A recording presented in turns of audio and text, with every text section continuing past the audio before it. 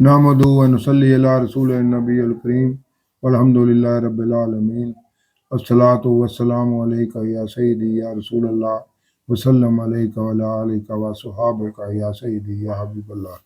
معزز سامعین و ناظرین، السلام علیکم ورحمۃ اللہ وبرکاتہ۔ آج ہم سورہ الحاقہ کا مطالعہ شروع کر رہے ہیں۔ ابتدا میں تلاوت کلام پاک۔ اعوذ باللہ من الشیطان الرجیم، بسم اللہ الرحمن الرحیم۔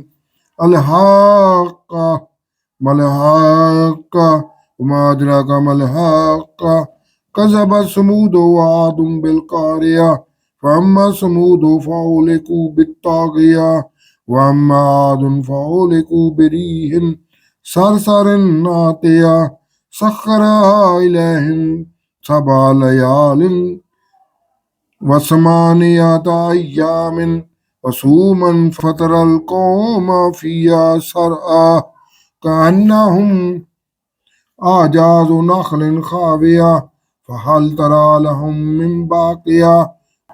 صدق اللہ العظیم۔ اب سورہ الحاقہ کا خلاصہ۔ سورہ الحاقہ مکی و مدنی صورتوں کے ساتھ میں گروپ کی تیسری مکی صورت ہے۔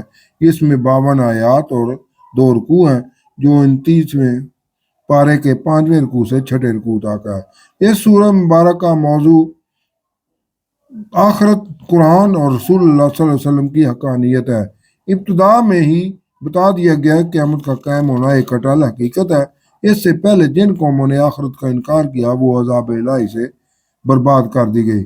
اس کے ساتھ ہی قیامت کے دن کی منظر کشی کی گئی ہے تاکہ انسان اللہ کے خوف سے ڈرے اور توحید، رسالت اور قیامت پر ایمان لے آئے، کیونکہ اللہ نے موجودہ زندگی کے بعد بنی نوع انسان کے لیے ایک دوسری زندگی بھی مقرر کی ہوئی ہے، اور قیامت کے دن تمام انسان اللہ کے حضور پیش کیے جائیں گے، اور وہ اللہ ان کا ہر چھپا اور ظاہر راز جانتا ہے۔ اس دن ہر ایک کا نامہ اعمال اس کے ہاتھ میں دے دیا جائے گا کہ کس نے رسولوں کی تبلیغ کے مطابق زندگی بسر کر کے اپنی آخرت کی بھلائی حاصل کی ہے، اور انہیں جنت میں انعام و کرام سے نوازا جائے گا، جبکہ منکرین دعوت حق کی پکڑ سے نہیں بچ سکیں گے اور انہیں ابدی عذاب میں ڈال دیا جائے گا۔ کفار مکہ کو مخاطب کر کے کہا گیا ہے کہ تم قرآن کو ایک شاعر اور کاہن کا کلام کہتے ہو، جبکہ یہ اللہ کا نازل کردہ ہے جو ایک رسول صلی اللہ علیہ وسلم کی زبان سے سنایا جا رہا ہے۔ آپ صلی اللہ علیہ وسلم نے اس میں مرضی سے ایک لفظ کم یا زیادہ نہیں کیا۔ اگر وہ ایسا کرتے تو ان کی رگیں جان کا کاٹ دی جاتی۔ یہ ایک برحق کلام ہے، اور جو بھی اسے جھٹلائے گا وہ آخر کار پچھتائے گا۔ یہ اس سورت کا مختصر سا جائزہ تھا۔ اب سورہ الحاقہ کی تفسیر النور۔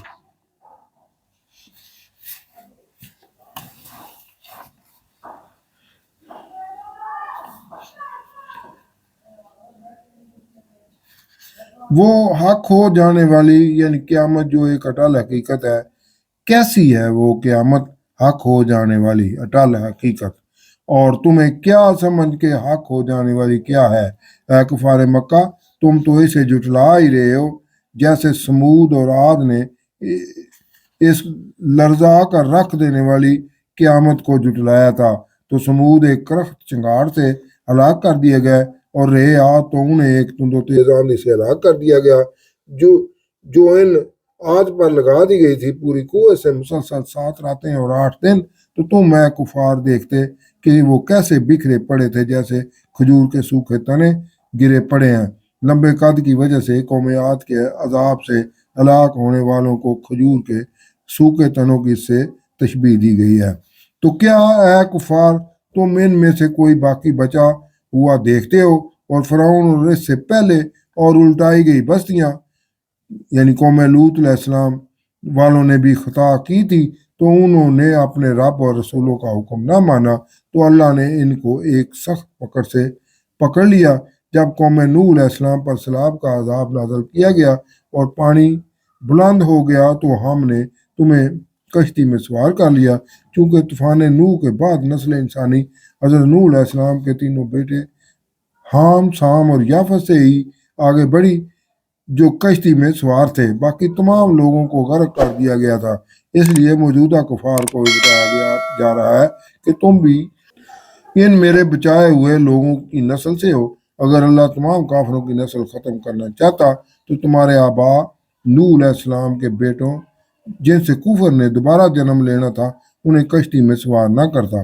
تمہیں اس لیے بچایا گیا ہے کہ ہم اس کو تمہارے لیے تم پر اللہ کا احسان یعنی ناقابل فراموش بنا دیں کہ نوح علیہ السلام کی قوم کی بربادی سے عبرت حاصل کرو، اور یاد رکھیں اس واقعے کو وہ کان جو یاد رکھنے والے ہیں، یعنی جو کان اس واقعے کو سن رہے ہیں وہ اس کو ہمیشہ یاد رکھیں گے۔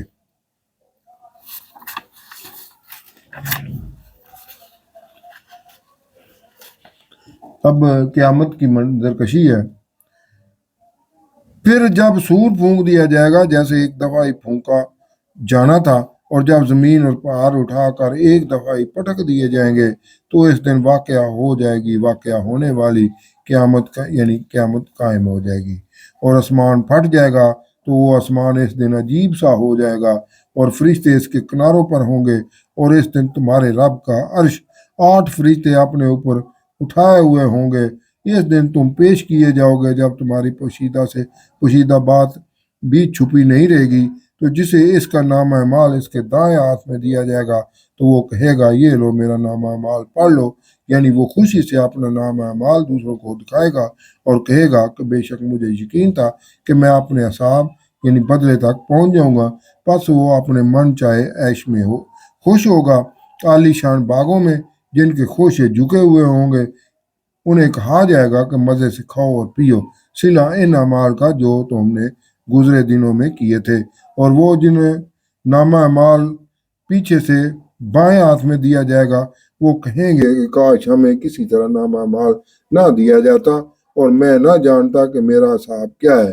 کاش کسی طرح موت ہی قصہ تمام کر چکی ہوتی، یعنی مجھے دوبارہ زندہ نہ کیا جاتا۔ میرے کچھ کام نہ آیا میرا مال جس پر میں اتراتا تھا، میرے سب اختیار بھی مجھ سے جاتے رہے، یعنی روب و دبدبا اور دنیا میں حاصل شدہ تمام اختیارات بھی میرے کسی کام نہ آئے۔ کہا جائے گا اسے پکڑو اور توق پہنا دو، پھر اسے جہنم میں ڈال دو، پھر اسے ایک زنجیر میں پرو دو جو 70 گز لمبی ہے، یعنی اس کے اوپر نیچے دائیں بائیں 70 گز کے فاصلے تک جہنم میں آگ ہی آگ ہوگی جس میں جہنمی کو جکڑ کر قید کر دیا جائے گا۔ بے شک وہ عظمت والے اللہ پر ایمان نہیں لایا تھا، نہ مسکین کو کھانا کھلانے کی ترغیب دیتا تھا، یعنی مساکین کے ساتھ نہ خود بھلائی کرتا تھا اور نہ ہی دوسروں کو بھلائی کا کہتا تھا، تو آج کے دن اس کا کوئی دوست نہیں ہے اور نہ ہی کچھ کھانے کو ہے سوائے پیپ کے، اسے پیپ کو نہ کھائیں گے مگر وہی جو خطا کار ہے۔ تو مجھے قسم ہے ان کی جنہیں تم دیکھتے ہو اور ان کی بھی جنہیں تم دیکھ نہیں رہے، بے شک یہ قرآن قول ہے رسول کریم صلی اللہ علیہ وسلم کا، یعنی اللہ کا سچا رسول صلی اللہ علیہ وسلم ہی اپنی سچی زبان سے تمہیں اللہ کا سچا کلام سنا رہے ہیں، اور یہ قرآن کسی شاعر کا کلام نہیں ہے۔ کتنا کام تم یقین کرتے ہو کہ یہ قرآن اللہ ہی کا کلام ہے جو اللہ کے سچے رسول صلی اللہ علیہ وسلم تمہیں سنا رہے ہیں اور اس پر عمل کرنے کی دعوت دے رہے ہیں، اور نہ ہی یہ قرآن کسی کاہن کا کلام ہے، یعنی قرآن میں کوئی کانوں کے کلام کی طرح کوئی بناوٹی مفروضے نہیں ہیں۔ کتنا کام تم غور کرتے ہو کہ کیا کاہن اس طرح کا حقائق پر مبنی کلام بنا سکتا ہے، کیونکہ اس قرآن کا نازل کیا جانا رب العالمین کی طرف سے ہے۔ اگر یہ نبی صلی اللہ علیہ وسلم ہم پر ایک بات بھی بنا کر کہتے تو ہم انہیں ان کے دائیں ہاتھ سے پکڑ لیتے، پھر ان کی رگ کاٹ دیتے، یعنی آپ صلی اللہ علیہ وسلم کو اپنی طرف سے بنائی ہوئی باتوں کو قرآن میں شامل کرنے سے روک دیتے۔ مطلب یہ ہے کہ اللہ اپنے پیارے حبیب صلی اللہ علیہ وسلم کی صداقت اور ایمانداری کی گواہی دے رہا ہے کہ آپ صلی اللہ علیہ وسلم اس قرآن کو اسی طرح سنا رہے ہیں جیسے ان پر اللہ کی طرف سے نازل کیا گیا ہے، اور آپ صلی اللہ علیہ وسلم صادق اور امین ہے۔